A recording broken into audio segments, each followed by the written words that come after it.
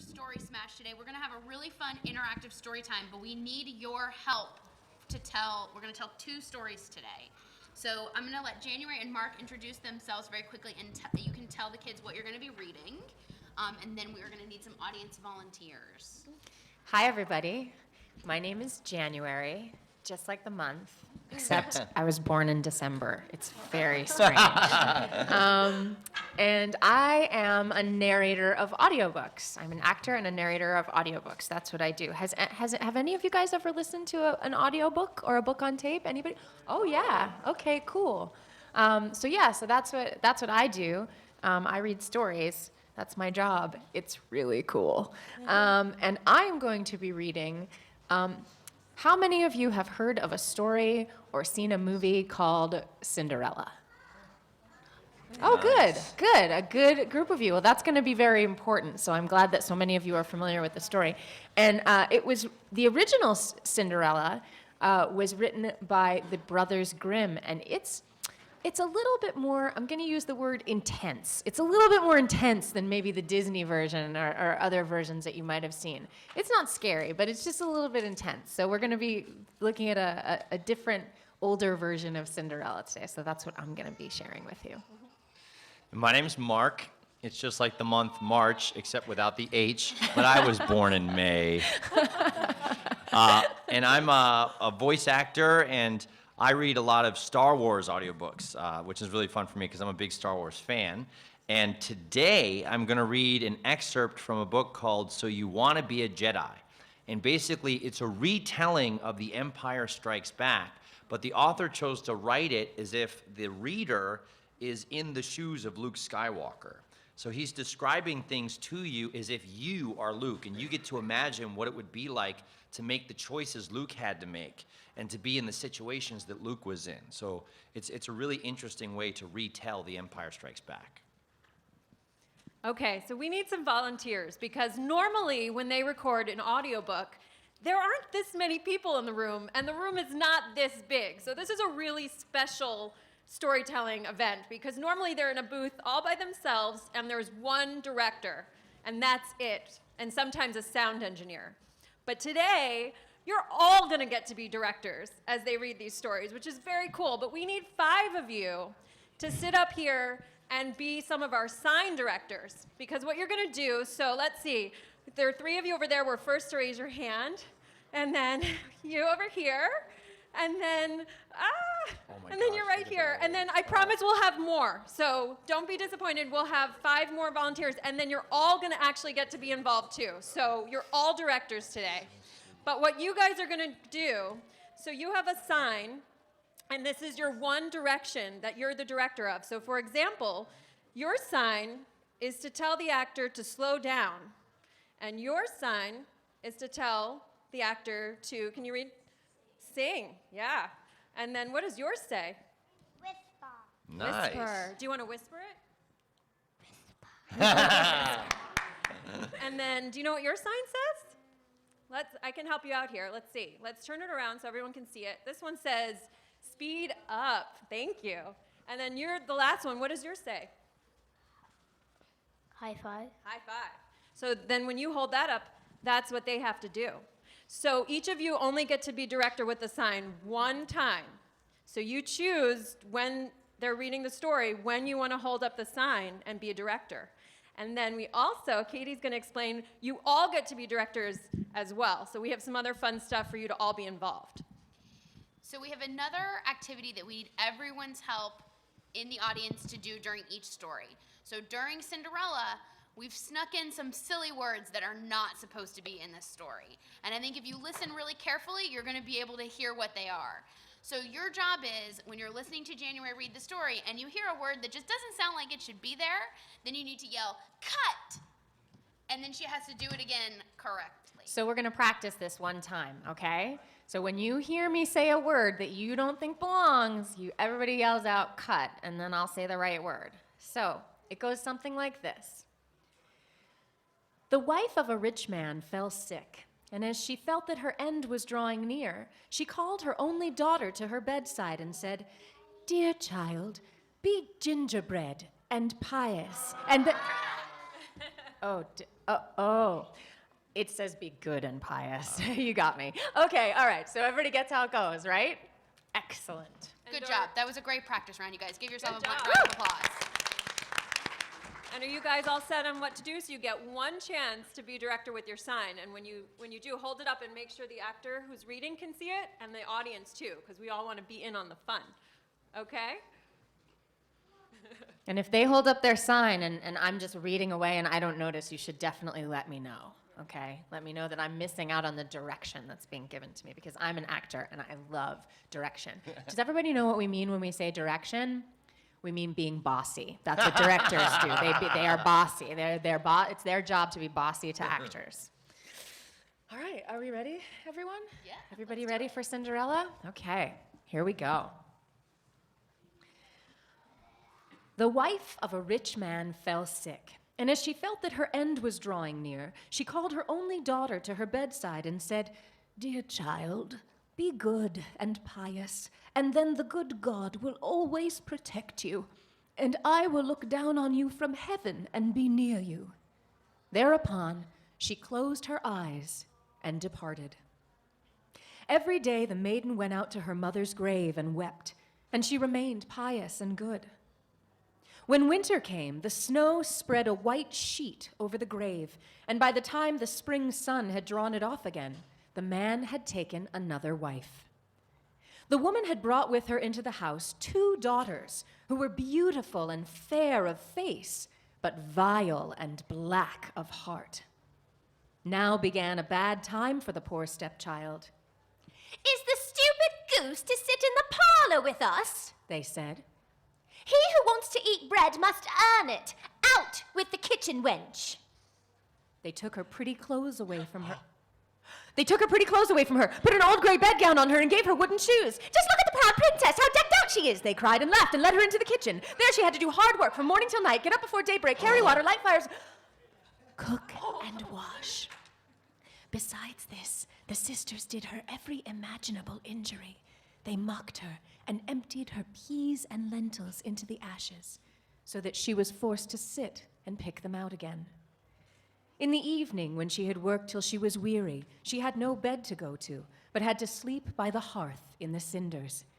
And as on that account she always looked dusty and dirty, they called her Cinderella.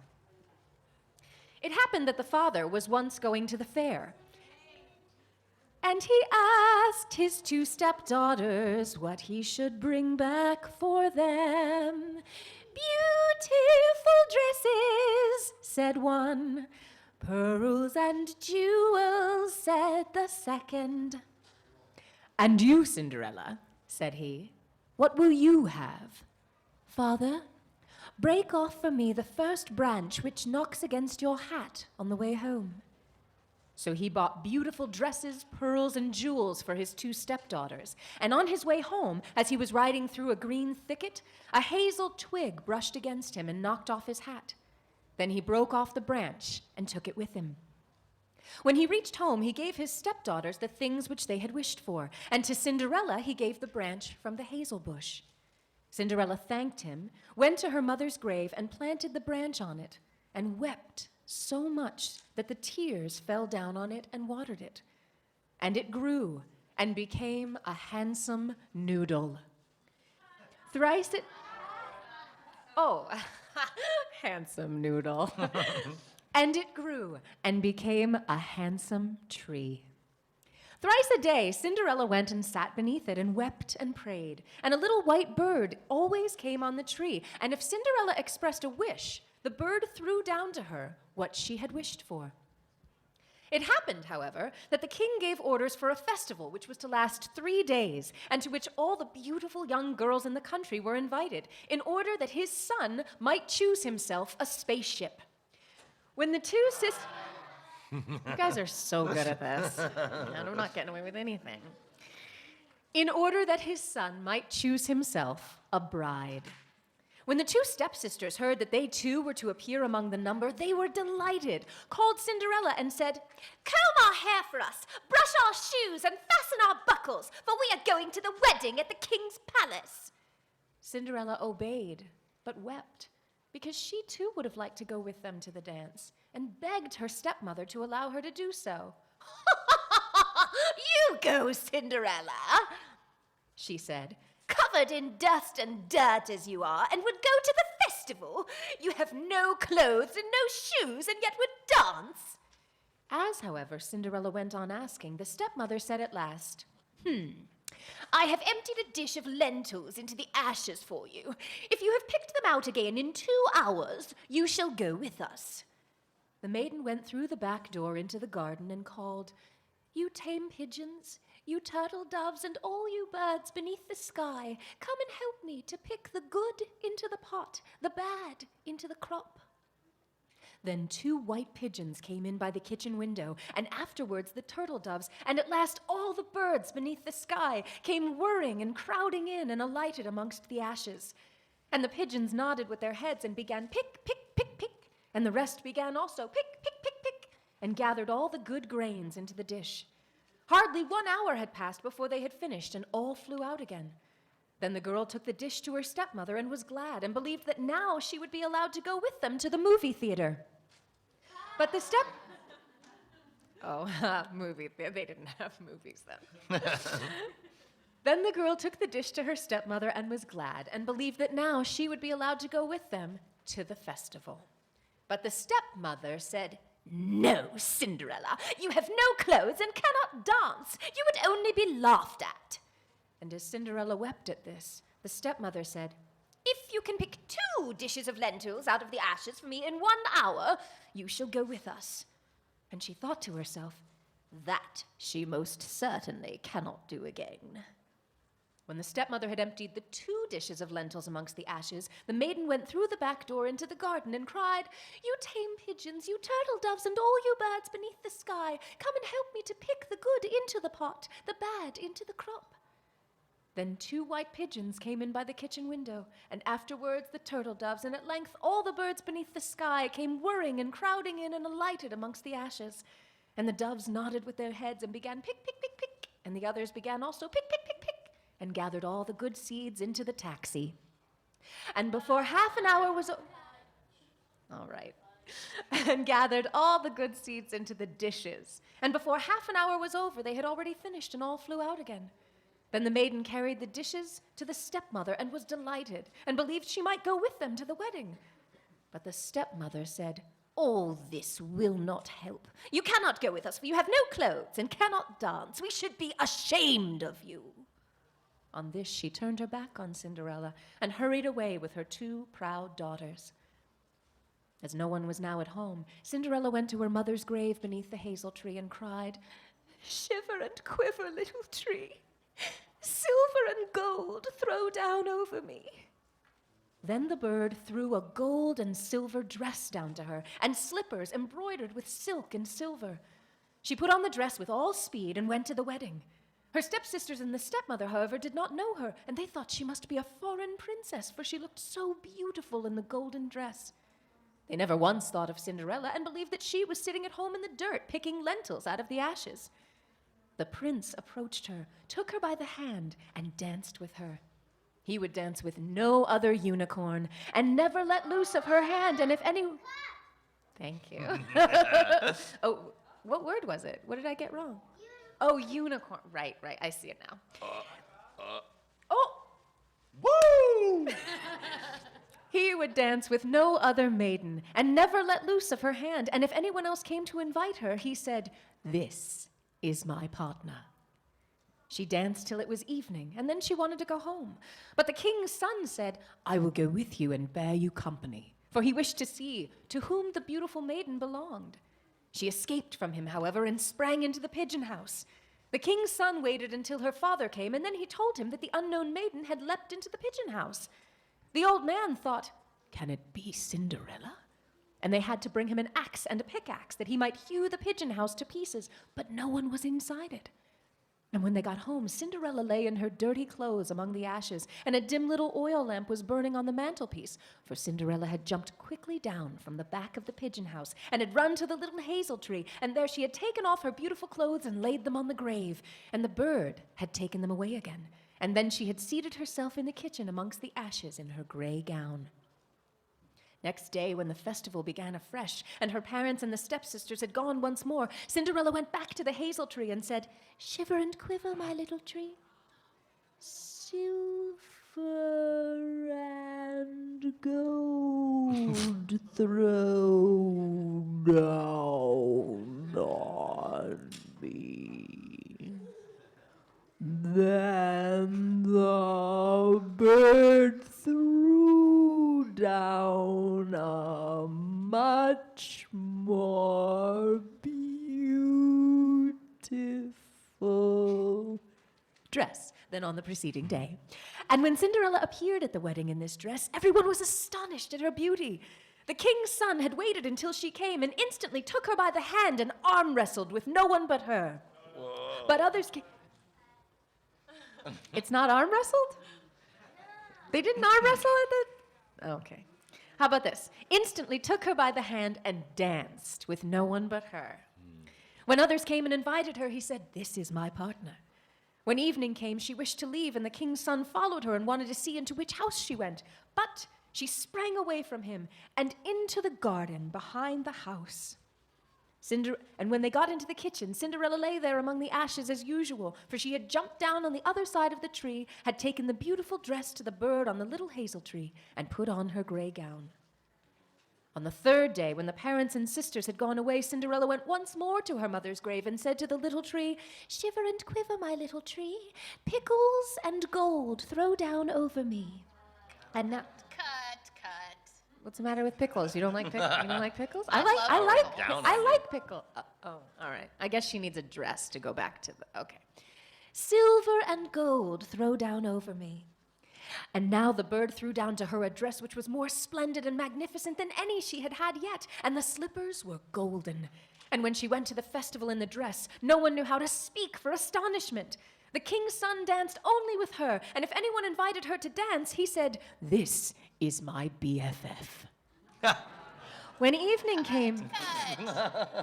Well, he wants to be BFFs with her. What's wrong with that? Oh, I'm sorry. It says partner. "This is my partner." When evening came, Cinderella wished to leave, and the king's son was anxious to go with her, but she escaped from him so quickly that he could not follow her. The king's son, however, had employed a ruse and had caused the whole staircase to be smeared with pitch, and there, when she ran down, had the maiden's left slipper remained stuck. The king's son picked it up, and it was small and dainty and all golden. Next morning he went with it to the father and said to him, "No one shall be my wife but she whose foot this golden slipper fits." Then were the two sisters glad, because they had pretty feet. The eldest went with the shoe into her room and wanted to try it on, and her mother stood by. But she could not get her big toe into it, and the shoe was too small for her. Then her mother gave her a knife and said, "Cut the toe off. When you are queen, you will have no more need to go on foot." Ew. The maiden cut the toe off, forced the foot into the shoe, swallowed the pain, and went out to the king's son. Then he took her on his horse as his bride and rode away with her. They were obliged, however, to pass the grave, and there on the hazel tree sat the two pigeons and cried, "Turn and peep, turn and peep, there's blood within the shoe." That's actually what it says, believe it or not. That's really the story. I know, it's crazy, isn't it? "The shoe, it is too small for her. The true bride waits for you." I know, gross, right? Blood in the shoe. Then he looked at her foot and saw how the blood was trickling from it. He turned his horse round and took the false bride home again and said she was not the true one and that the other sister was to put the shoe on. Then this one went into her chamber and got her toes safely into the shoe, but her heel was too large. So her mother gave her a knife and said, "Cut a bit off your heel. When you are a giraffe, you will have no more need to go giraffe. Cut a bit off your heel. When you are a queen, you will have no more need to go on foot." The maiden cut a bit off her heel, forced her foot into the shoe, swallowed the pain, and went out to the king's son. He took her on his horse as his bride and rode away with her, but when they passed by the hazel tree, the two little pigeons sat on it and cried, "Turn blood within the shoe. The shoe, it is too small for her. The true bride waits for you. He looked down at her foot and saw how the blood was running out of her shoe and how it had stained her white stocking quite red. Then he turned his horse and took the false bride home again. "This also is not the right one," said he. "Have you no other banana?" That's kind of silly, right? "Have you no other daughter?" "No," said the man. "There is still a little stunted kitchen wench, which my late wife left behind, but she cannot possibly be the bride." The king's son said he was to send her up to him, but the mother answered, "Oh, no, she is much too dirty. She cannot show herself." but he absolutely insisted on it, and Princess Elsa had to be called. Wrong story? Elsa? January, let it go. Okay, sorry. Let it go. Sorry. Okay, that would have been a good time for the singing sign. But he absolutely insisted on it, and Cinderella had to be called. She first washed her hands and face clean, and then went and bowed down before the king's son, who gave her the golden shoe. Then she seated herself on a stool, drew her foot out of the heavy wooden shoe, and put it into the slipper, which fitted like a glove. And when she rose up and the king's son looked at her face, he recognized the beautiful maiden who had danced with him and cried, "That is the true bride!" The stepmother and the two sisters were horrified and became pale with rage. He, however, took Cinderella on his horse and rode away with her. As they passed by the hazel tree, the two white doves cried, "Turn and peep, turn and peep. No blood is in the shoe. The shoe is not too small for her. The true bride rides with you." And when they had cried that, the two came flying down and placed themselves on Cinderella's shoulders, one on the right, the other on the left, and remained sitting there. When the wedding with the king's son was to be celebrated, the two false sisters came and wanted to get into favor with Cinderella and share her good fortune. When the betrothed couple went to church, the elder was at the right side and the younger at the left, and the pigeons pecked out one eye from each of them. Afterwards, as they came back, the elder was at the left and the younger at the right, and then the pigeons pecked out the other eye from each. And thus, for their wickedness and falsehood, they were punished with blindness all their days. The end. Woo! You guys were great. Congrats, you guys are all really good directors, and let's have a round of applause for our 5 directors up here. Yeah. So you guys can go take your seats. Thank you. Okay, so now we need 5 more directors for our Star Wars story.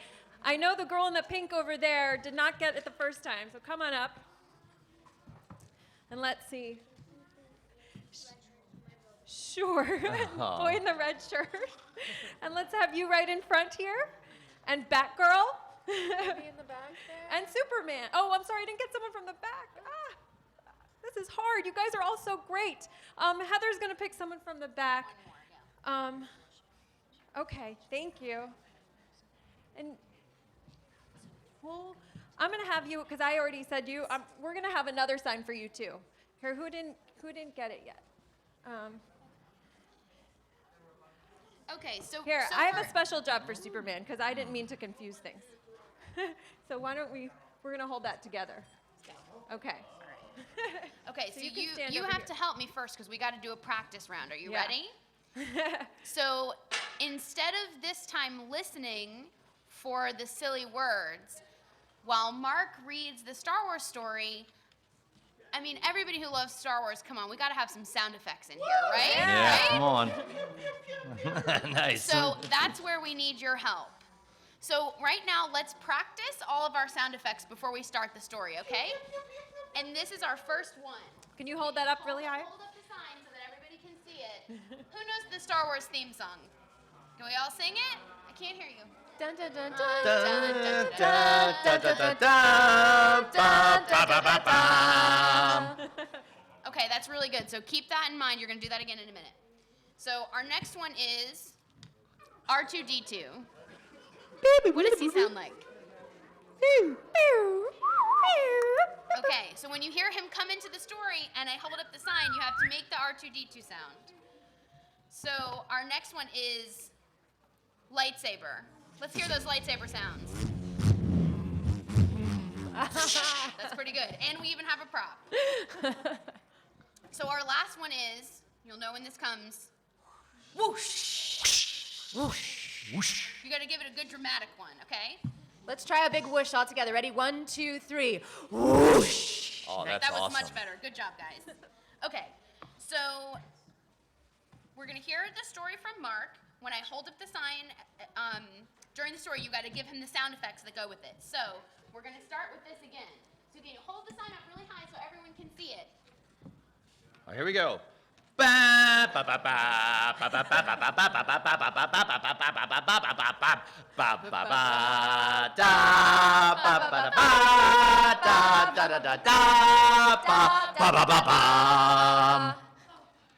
You're sitting amid boxes on the bank of the swamp. You've plugged R2 into his power regenerator. You've rescued your pre-made shelter from the X-Wing and placed most of the components where they should go, and you've opened your rations box. You gnaw on a protein stick, watch your ship sink slowly into the bog, and think about how useless, how indecisive you were when R2 was getting eaten by that swamp thing. You feel sick. Then you think of Leia and Han and Chewie, and even C-3PO in that flying hunk of bolts. Last you saw them, they were heading straight toward an Imperial armada. You didn't help them, just like you didn't help R2. You flew off to this planet to find some name from some hallucination you had. Yoda? There's no Yoda. You pick up a stick and start breaking it. Oh, what are we doing here, R2?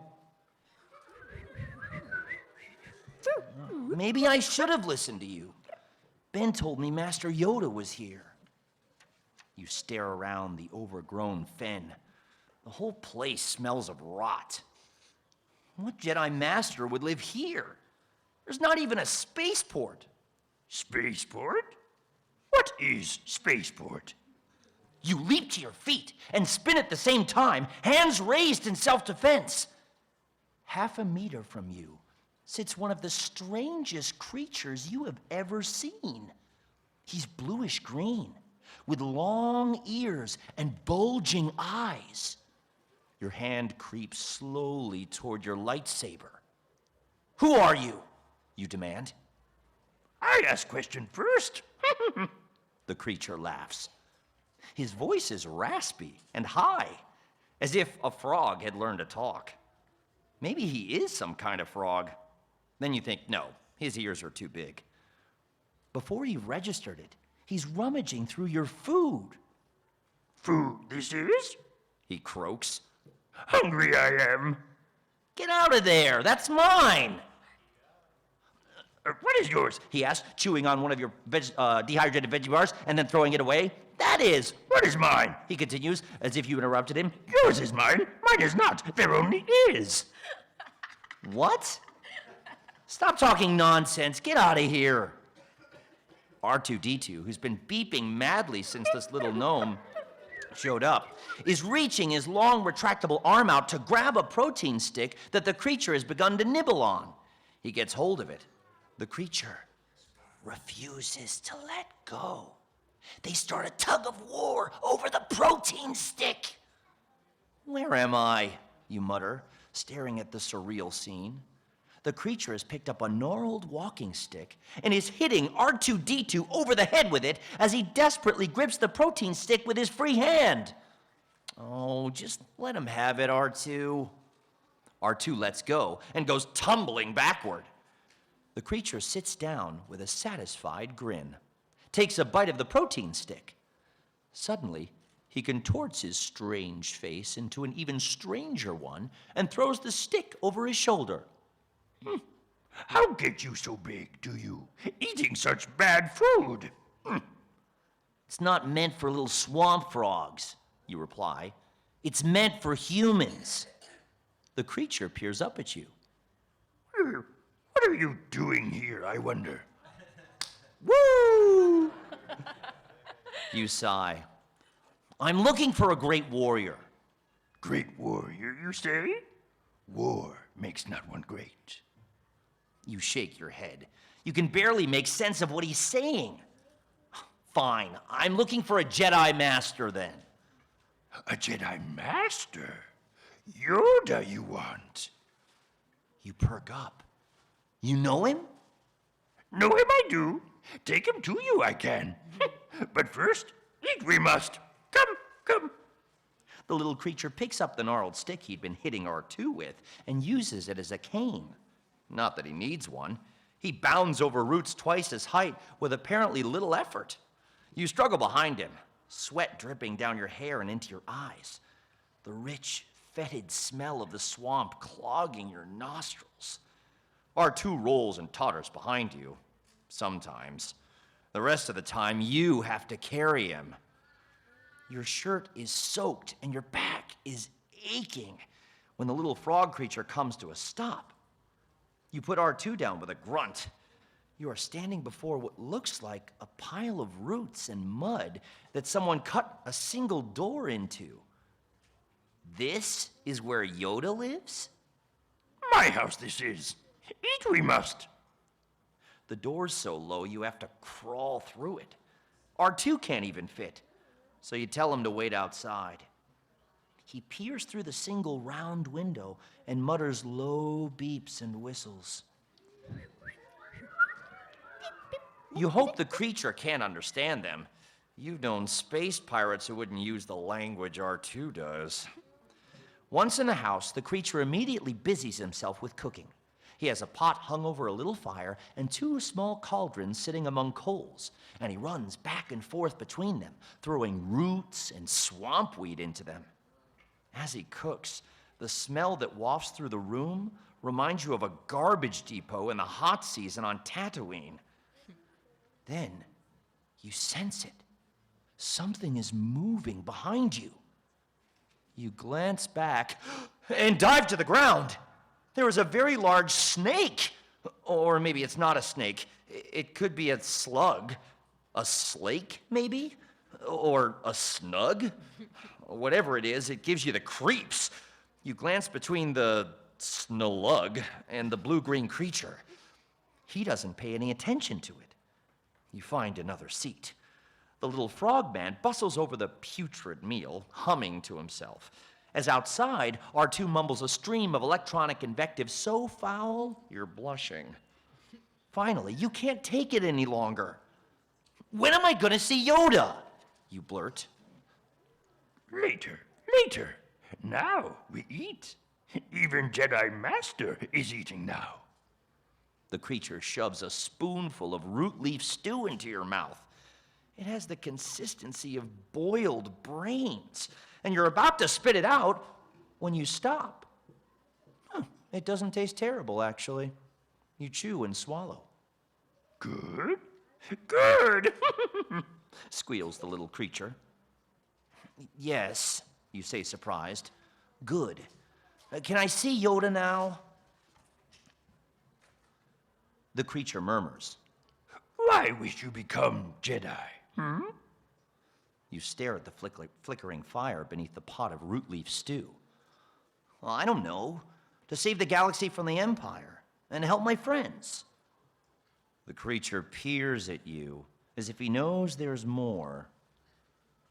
And, you continue, well, because of my father, I guess. Ah, Says the creature, crawling up onto his little bed and sitting there. He kicks his short legs back and forth before him, like a small child. powerful Jedi was your father?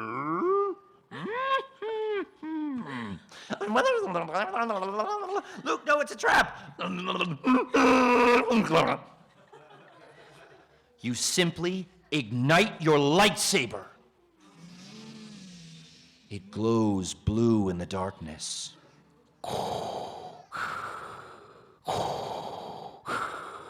I have not seen that blade in a long time, Vader says. You grip it more tightly. It was my father's. He says, I remember. and then he ignites it.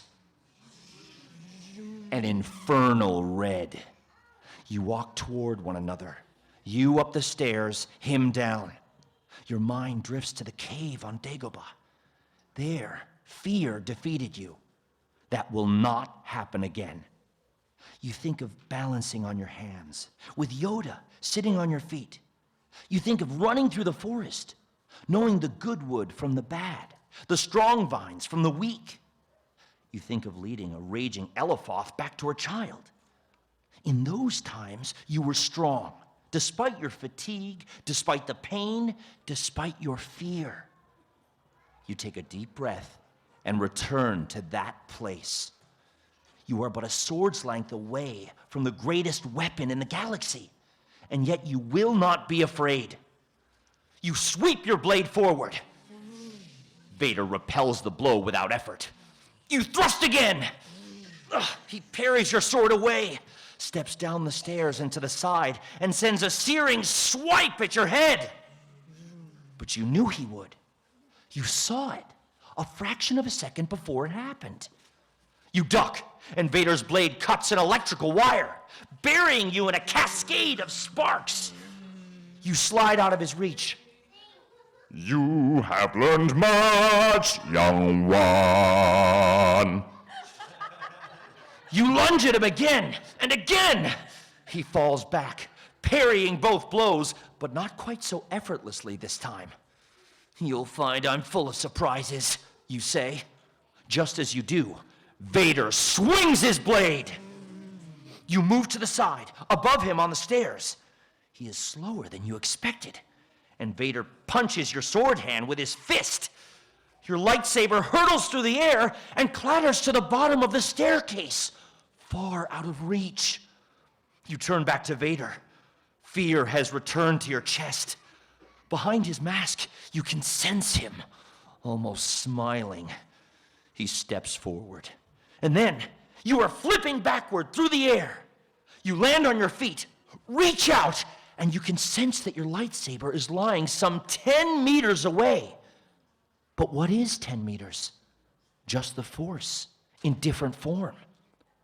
Vader charges down the stairs. You call to your lightsaber, and it flies to your hand. It merely needed to trade places with the part of the Force that you were holding, the part that looked like empty air. Vader is upon you. You duck and roll and rise to your feet, facing him, sword ignited and ready. Vader speaks. Your destiny lies with me, Skywalker. Obi-Wan knew this to be true. Suddenly, Vader's voice sounds softer. Don't make me destroy you, Luke. You don't understand your importance. You have only begun to realize your power. Your hand is slipping. Fear has taken complete possession of you. There's nothing left inside you but fear. If only you knew the power of the dark side. Vader says, as he goes behind a curtain. And looking up at his black mask, his shining eyes, you believe him. He has defeated you, utterly. Where is Ben, you think? Why is no one helping me? Join me, Vader says, and I will complete your training. With our combined strength, we can end this horrible war. We can bring order to the galaxy. With one last gasp of strength, you shout, I'll never join you! But your voice sounds weak in your ears. You're like a petulant child. Join me, Luke Skywalker. You are trying not to listen to him. Where is Ben? Why is no one on your side? Obi-Wan never told you what became of your father. Your father? Where is he? Rage rises in your chest. Ben told me enough, you scream. He told me you killed him. And then there was a sudden silence in the chamber, and you feel something. Something you have felt before. You try not to, but there it is. You attempt to hide it from him. You don't want to know. But Vader will not let you hide. No, Says Vader. He will tell you. I am your father. The end.